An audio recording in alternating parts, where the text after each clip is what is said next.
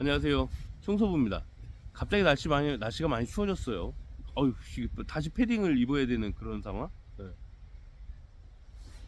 어쨌든 산불이 빨리 진화가 됐으면 좋겠고, 힘든 사람들 좀 더 이렇게 좀 복지 체계가 제대로 잡혀가지고, 복지 정책이 제대로 작동을 해서 그분들이 좀 편안하게 지낼 수 있는 환경을 마련해 줬으면 좋겠다는 생각을 합니다.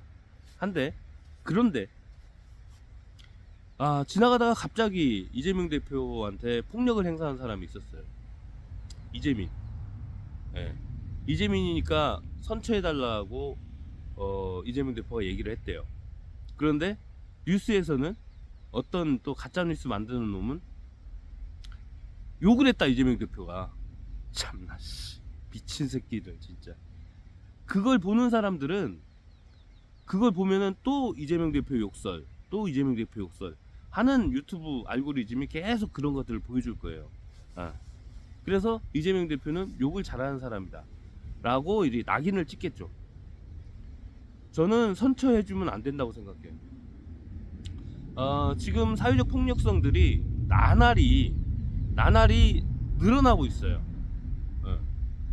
여러분들도 뭐 다 아시겠지만 그 폭력 사태들이 점점 늘어나고 있습니다. 이게 어떤 공인에 대한 폭력성들을 뭐 하이에나처럼 드러내는 자들도 점점 늘어나고, 실제적으로 자기가 모르는 사람, 일면식도 없는 사람에 대한 폭력성들도 점점 늘어나고 있는 상황입니다. 자, 이게 왜 그러느냐? 저는 물론 트럼프가 주된 악의 축이라고 생각을 하기는 하지만, 다른 나라까지 잡아먹으려고 하니까. 그런데 뭐 또 가자 지구에 대한 폭력 행사들, 뭐 이란까지 다 없애버리려고 하는 그 행위들을 지금 하고 있으니까, 그게 저는 가장 큰 이유라고 생각을 하는데, 헌재도, 헌법재판소도 거기에 일조하고 있다고 생각을 합니다. 지금 빨리 판단을 하지 않으면 뭐 국론 분열을 뭐 좀 줄이겠다는 오만방자한 생각을 하고 있는데, 개똥 같은 소리입니다, 그거. 뭐 8대 0으로 하면은 국론 분열 안 될 것 같아요? 연병하고 있네. 국론 분열 벌써 돼 있어요. 미치광이들은 그걸 받아들이려고 생각하지도 않아요. 보셨잖아요. 국회의원식이나 된 자들이 막 박수치고 막 와 우리가 이겼다 뭐 하면서 틀림없이 유죄다, 그 재판관들 칭송한자, 뭐 우리는 받아들인다, 너희들 받아들이지 않으면 너희들이 나쁜 놈이다, 법치를 망가뜨리는 놈이다, 그렇게 주장을 하다가 갑자기 느닷없이 무죄 판결이 나니까 이것은 승복할 수 없다, 갑자기 그냥 1분 1초도 참지 않고 바로 안면 몰수하고, 조금 전에 지네들이 주장하던 것들을 갑자기 바꿔버리잖아요. 이건 그래도 뭐 공부 좀 꽤나 했다고 하고, 뭐 무슨 사법고시 출신에다가 뭐 법조인도 했다고 하는 자식들이 그렇게 바로 한 입으로 두말하는 세상입니다. 예? 근데 뭐 국론 분열을 뭐 잠식시켜요? 이런 오만한 새끼들. 이제는 이거 판결 끝나고 나면은 헌법재판소도 사라져야 될지도 모르겠어요. 왜냐하면 없어도 되니까. 이제 우리나라가 민주공화국이 된 건 제가 늘 말씀드리지만 30년 조금 더 됐어요. 30년 조금. 그 전에는 그 독재국가. 그러다가 군부 독재, 예, 군부 독재를 수십 년간 하다가, 그러다가 겨우 민주주의의 꽃을 피웠다고 했는데 부정선거. 그것은 확실하죠. 한 번은 진짜 부정선거했던 거 맞잖아요. 그 다음부터 이제 민주제가 좀 이렇게 돼서 이렇게 됐는데, 이 노태우 때는 노태우 그 직접 선거를 했다고 하지만 사실은 그게 부정선거였다는 건 뭐 만천하에 다 드러난 거니까. 내가 너 줄게. 전두환이 그랬잖아요. 그 다음 대통령은 너 해. 그렇게 해가지고 된 거잖아요. 결국은. 어쨌든 그렇습니다. 바로 이런 상황들이 폭력 사태를 더 부추기고 있는 거예요. 그 폭력 사태에 대해서 여러분들은 자유로울 수 있을 것 같아요? 전혀 아닙니다. 묻지마예요, 묻지마. 지금까지는 공인들에 대한 폭력이 자행되어 왔지만 앞으로는 아무한테나 막 폭력을 행사할 거예요.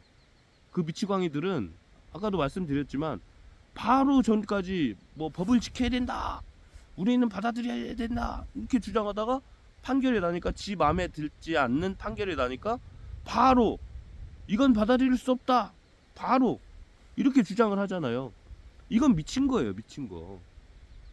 저는요, 헌법재판소에서 만약에 제가 바라는 판결이 나오지 않는다 손치더라도 저는 헌법재판소를 판결을 존중할 겁니다.